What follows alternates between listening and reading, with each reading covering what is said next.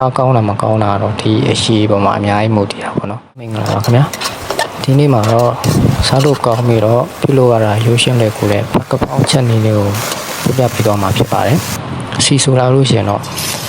စက်တုံပြုံနေရုပ်ဒီထောင်းထားတဲ့ဟာတွေကိုထည့်ရမယ်အနက်မွေးလာပြီဆိုရင်တော့ ready made အသားကြည်တွေကိုထည့်ရမှာပေါ့နော်ပြီးရင်နည်းနည်းမွေးရမယ်ရှည်နည်းနည်းထည့်မယ်ပြီးလို့ရှိရင်ခရုစီနှမ်းစီပင်ငံတဲ့ကြည်တခြားရောဆက်ထားတဲ့အရှိကိုထည့်ရမှာပေါ့နော်ကဖောင်း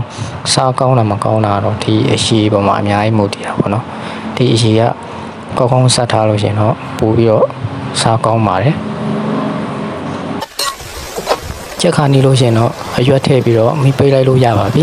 ဒါဆိုရင်တော့အရင်ကစားလို့ကောင်းတဲ့ကဖောင်းရပါပြီခင်ဗျာပြုလို့ရတာလည်းလွယ်ကူတဲ့အတွက်ကြောင့်တကယ်ချင်းတို့အနေနဲ့အဆင်ပြေမယ်ထင်ပါတယ်တကယ်ချင်းတို့အနေနဲ့လည်းပဲစားစားတဲ့အကြိုက်ဆုံးလဲဆိုတော့ comment မှာရေးခဲ့ပြလို့ရပါတယ်နောက်ဗီဒီယိုမှာပြန်ဆုံးမယ်နော်အားလုံးပဲတတ်တာ